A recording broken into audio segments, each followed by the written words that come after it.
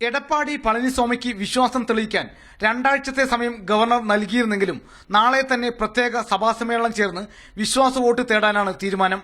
കാരണം കൂടുതൽ ദിവസം ഇത്രയും എംഎൽഎമാരെ കൂവത്തൂരിലെ റിസോർട്ടുകളിൽ താമസിപ്പിക്കുന്നതും ഒരുമിപ്പിച്ച് നിർത്തുന്നതും അതിസാഹസികമായതിനാൽ എത്രയും പെട്ടെന്ന് തന്നെ വിശ്വാസ വോട്ട് തേടുക എന്ന തന്ത്രമാണ് എടപ്പാടിയും സംഘവും പരീക്ഷിക്കുന്നത്.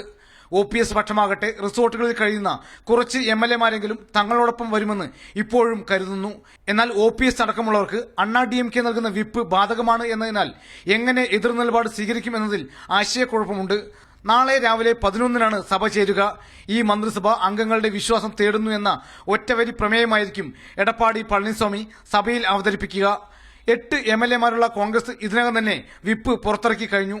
ചീഫ് വിപ്പ് വിജയധരണി പുറത്തിറക്കിയ വിപ്പിൽ എല്ലാ അംഗങ്ങളും നാളെ സഭയിൽ നിർബന്ധമായും ഹാജരാകണമെന്നും DMK എടുക്കുന്ന നിലപാടിന് അനുകൂലമായി വോട്ട് ചെയ്യണമെന്നുമാണ് വിപ്പിലുള്ളത്. DMK എംഎൽഎമാരുടെ യോഗം ഇന്ന് വൈകിട്ട് 4-ന് ചെന്നൈയിൽ ചേരുന്നുണ്ട്. എന്നാൽ OPS പക്ഷത്തെ 10 പേർ എന്ത് നിലപാട് എടുക്കുമെന്ന് ഇപ്പോഴും വ്യക്തമല്ല. മാതൃഭൂമി ന്യൂസ്, ചെന്നൈ. റിസോർട്ടുകളിൽ കഴിയുന്ന എംഎൽഎമാരെ ഇതുവരെയും ബന്ധപ്പെടാൻ കഴിയാത്തതുകൊണ്ട് മാത്രമാണ് തങ്ങൾക്ക് കൂടുതൽ പേരെ ശശികല പക്ഷത്തു നിന്ന് അടർത്തി മാറ്റാൻ കഴിയാത്തത് എന്ന വിലയിരുത്തലിലാണ് OPS പക്ഷം. ഇതുവരെ അണ്ണാ DMK വിപ്പ് പുറത്തിറക്കിയിട്ടില്ല. എന്നിരുന്നാലും വിപ്പ് ലംഘിച്ചും എതിർ നിലപാട് സ്വീകരിക്കാനാണ് OPS പക്ഷം ആലോചിക്കുന്നത്. 233 അംഗ നിയമസഭയിൽ 117 അംഗങ്ങളുടെ പിന്തുണ വേണ്ടിവരും വിശ്വാസ വോട്ടെടുപ്പിൽ വിജയിക്കാൻ. എടപ്പാടിക്കൊപ്പം 124 എംഎൽഎമാർ ഉണ്ടെന്നാണ് അവരുടെ അവകാശവാദം. അതിൽ ചെന്നൈ നഗരത്തിൽ തന്നെയുള്ള മൈലാപ്പൂർ MLA നടരാജ്, മനിതനായ മക്കൾ കക്ഷിയുടെ നാഗപട്ടണം MLA തമീമുൻ അൻസാരി എന്നിവർ ജനങ്ങളുടെ ആഗ്രഹത്തിനൊപ്പം നിൽക്കും എന്ന നിലപാടെടുത്തവരാണ്. അതിനാൽ തന്നെ ഇരുവരും എടപ്പാടിക്ക് എതിരെ വോട്ട് ചെയ്യാനാണ് സാധ്യത. അങ്ങനെ വരുമ്പോൾ കരുത്ത് 122 ആകും.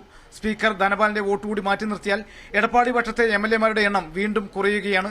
DMKയും കോൺഗ്രസും കൂടി എതിർ നിലപാട് സ്വീകരിക്കുന്നതോടെ സഭയിൽ 117 എന്ന മാന്ത്രിക സംഖ്യ എടപ്പാടി പളനിസ്വാമിക്ക് എത്തിപ്പിടിക്കാൻ ബുദ്ധിമുട്ടുണ്ടാകുമെന്നാണ് OPS പക്ഷം കരുതുന്നത്.